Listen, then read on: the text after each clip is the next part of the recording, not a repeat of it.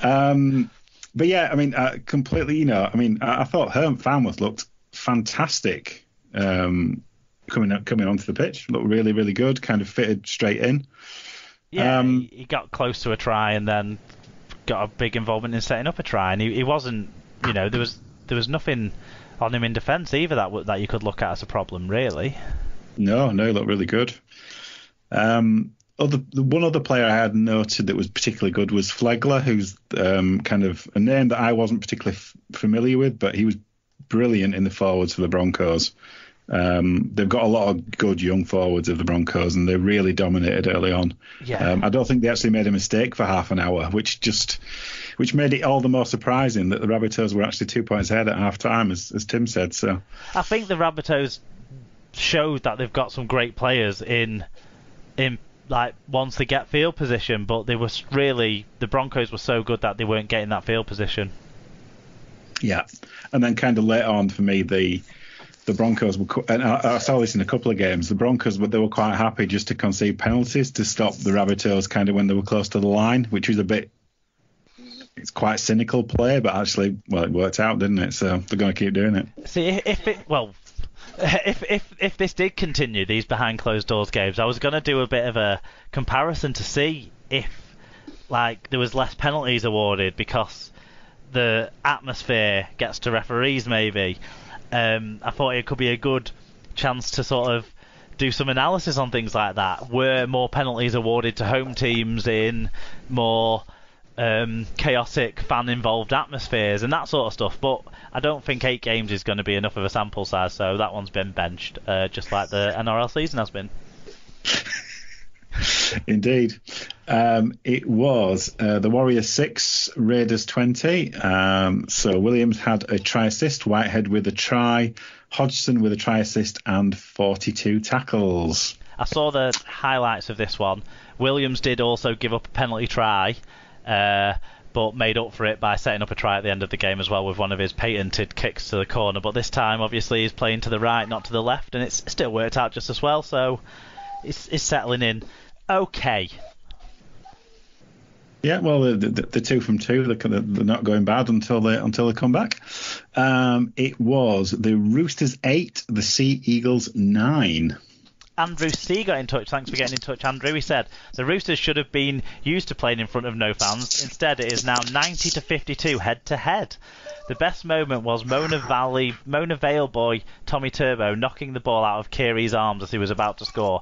Manly must win a comp in the short window within which they'll have DCE and the 2 Turbos. Then it will be a comp in each of the 6 consecutive decades, which no other club has come anywhere near. Yeah, well, I mean, that was the moment of the game, wasn't it? Because at that point, it felt like the Roosters really had hit the straps at the start of the second half, sort of end of the first half and start of the second half. They were going to be the side on top. But the Sea Eagles just played with, I would say, an intensity that we didn't see any of the other sides play with this weekend. Yeah, it was interesting because you could argue that early on the Roosters had 2 tries turned down that could have easily been given. Which puts quite a different complexion on it. But yeah, no, Sea Eagles were playing with a lot of intensity. I think it was really epitomised by I think it was talked about in the commentary about these are probably 2 of the best fullbacks in the world, aren't they? Oh, yeah. And to be honest, later. We'll be talking about these 2 later, I'm sure. Yeah, Tom Trbojevic, he outclassed his representative kind of teammate. He really did. As you said, that kind of knocking the ball out of Kiri's arms, he's about to score. Incredible kind of defensive efforts, so dynamic in attack, such a great player.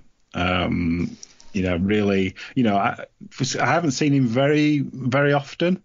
But yeah, he was an absolute quality player in this match. Well, I get a sense that both will have put up great stats. So let's get the stats up to sort of see if that was borne out in what we saw. Stats, lineups. So Tedesco had 3 offloads, 8 tackle busts, had 22 runs in all, made 274 metres. So to outshine that, I think, just involves that amazing defensive effort from Dr. Bojovic. But he also had a try, 4 tackle breaks of his own, and 151 metres from his 17 runs. So, those two lit up this game, didn't they? Like the stars that they are. And this one was the one that had some fans. Awkwardly. Yeah, they weren't afraid of making a big thing of it though, which seemed a bit wrong to me. It's great they're in the scaffold, and I'm they're much further behind on the curve than we are at the moment, aren't they? So yeah, but although they were way ahead of everyone on the curve of toilet paper running out, they're behind the curve on other stats. Yeah. But it was. I enjoyed this game, and DCE can kick a field goal, which not everybody can. No, but Kieran's was agonising, weren't it? When it just sort of swung and hit sort of the inside ish of the post as well, and landed right in a prop's hands, who was happy to take it, which was good. Yeah. Yeah, you kind of know it's your day when that kind of stuff comes off, don't you? But yeah, I mean, I think the Roosters will be glad the season's paused because they've got off to a bad start, haven't they? Yeah, we'll do the stand-ins later on. Yeah. So it was the Sharks 10, Storm 12. Carson got in touch and said, "Well, that was shit." And Alexander Boris de Pleffel Johnson took some time out of his busy giving press conferences schedule to say, "Remember Rugby League, it seems like they're still playing in the colonies. While these savages clearly have no morals or respect for human life, to be playing it now must be said they put on a ruddy good show. When we've sent this virus packing, I propose they send a representative team to Blighty. I hope they have it in them to be competitive against our best men from the pit towns." Yeah, I saw this game. So did I. It was uninspiring. Yeah, Carsten's bang on. It was unfortunate. This might be the last match of Rugby League, as in live Rugby League, I see for a while. And what a bad way to leave it. It's all right. I rewatched the 2010 Super League Grand Final and saw an outstanding performance of Rugby League. So I was healed. No, my notes on this are very, very brief, but they basically say, was it a match for the purists? My notes on this would involve how many times did I pick up my phone to see what people were saying on Twitter about stuff other than this match, because this match was terrible. It was terrible, but for me it was this thing about, and these teams have got form for these kind of games, particularly the Sharks, because they're the worst Rugby League team to watch in the world. They just cancel each other out. The kind of defensive efforts were so strong that they actually cancelled out anything, well, almost everything that they could do in attack. And it did make for a pretty, dour watch, really. Tim or Paul, do you have anything to add on those ones that were televised? No, I only saw the Broncos-Rabbitohs game. I missed the others through various other, probably being in bed, to be honest. Wisdom as well, it seems like. Yeah, a bit of that. But yeah, it was weird. A weird atmosphere. So one thing I did want to talk about, just that atmosphere of where you couldn't hear anything, and it was very odd and very hello. Who's got themselves caught up in a bin bag? It sounds like. Not guilty. Is Paul putting his PPE on? It's all right, Paul. You can take it off. You don't need it for the podcast. Yeah. So moving on. Yeah, so we had two other scores. Sorry, Al. Yeah. Sorry. Yeah. Last two on this one. So it was West Tigers 24, Knights 42 in a palindrome score, and the Titans prove how much work they've got to do. It was Titans 6, Eels 46. Watkins did play, but less said about this performance, the better. Well, I don't think it's him personally, is it? It's the whole team. No, it's got nothing to do with him. They're just in a mess. Tim, do you want to take us through the standings? Yes, now I've had my cup of tea delivery. That's what all the kerfuffle was. not that kerfuffle, that's the most recent kerfuffle. Eels sit top on points difference. Knights, Raiders, Storm, Broncos and Panthers all follow with 2 from 2. The Cowboys, Rabbitohs, West Tigers and the mighty Manly Sea Eagles all have a win each. Winless sides in points difference order are Sharks, Roosters, Dragons, Bulldogs, Warriors and Titans. And we do have some other results to talk about. Yes, so obviously Super League are running off the press. Every Thursday and Friday night when the TV games were normally on. The Super League are rerunning games on the Facebook and YouTube pages, which is fantastic. Apart from this Friday night, brought back some memories of the night before my wedding, because it was a Huddersfield versus Leeds League Leaders Shield climactic game on the 20... This is test, isn't it? 25th of September 2015? Was that See, the thing is, you created that test for yourself. No one else was asking, but... No, but anyway, they replayed that game, which Fatboy Rob got in touch with, didn't he, Tim? He's drinking his tea.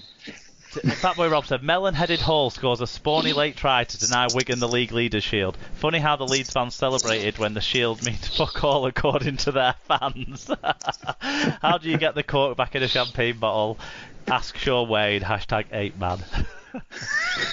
Do you know, I couldn't bring myself to watch it. I couldn't bring myself to watch it. It still brings back memories of scrolling through Twitter as our game against Cass, actually, that Fatboy Rob were living out, was just finished. Wigan were odds on at that stage. The Huddersfield had a lead for most of the second half. The helicopter was hovering closer to the DW than it was to the John Smiths, but it was not to be for Wigan. What about the RL Live game then, Tim? Have you finished drinking your brew? Yeah, well, not quite. Anyway, it was the first RL Live game was Salford against Cass on Rugby League Live 4, and it finished 42-54 to Salford, and we had the first few in. We should note that this was that Castleford. It was Castleford's own club feed that this was put on, so it's undoubtedly understandable that they won it. Definitely not rigged. Fatboy Rob got in touch to say a cracking match in a usually full AJ Bell Stadium, which ended up 54-42 to the champions-elect. Some great tries from Cass, but Powell won't be happy with the defensive effort, especially under Kevin Brown's high ball. In the end, it didn't matter as Cass go top and continued to piss the league. #Coif. And Tom Andrews said, an enjoyable try-fast, only spoilt by the unrealistic crowd. Has Salford's bollocks ever been that full? Can see virtual Cass doing well this year, especially if they download the tackle bag add-on pack, because conceding 42 on a regular basis will have virtual Powell marching across the AJ Bell pitch within weeks. Was looking forward to a Fatboy Rob digital victory selfie, but he must have glitched out. What do we think, guys, of these sorts of things? So, Paul, there's sport, the teams. Our league reran England against Tonga on Saturday. What do you think about them rerunning some of these old games? Do you think it's a good way to keep everyone kind of, entertained in their downtime, but also keep everyone engaged with rugby league? Do you think it's good? I think it's great because some of the games that have been played over the years have been absolutely amazing. And to get them back on for people to watch again, it keeps your mind active for rugby league, because I recorded all the games this weekend off the NRL, so I haven't watched any of them yet, so they're there when I get to a point where I just want to watch some rugby league. But it's great to be able to, you can just log on, watch the games and relive some of them moments, like the game that was on, the Leeds Huddersfield game was as a neutral, was an absolutely amazing game. With that last minute try, it had you on the edge of the seat, and with the long distance at Hall try. So bringing some of them games back is just going to be great for people to watch, and the memories that they'll come back into people's lives. I wonder if Scott Griggs watched it. It was all his fault. Scott Griggs. Oh no! You're not catching my balls, Scott Griggs. So Paul, everyone who listens to the show regularly knows you're a Widnes fan. What one game, Widnes or otherwise, would you pick out to play next if it was to show next? See, I would go back in time to to either a Widnes versus Wigan final day of the season where Martin Off-Fire goes a full length and chased down by Mark Preston and scores in the corner.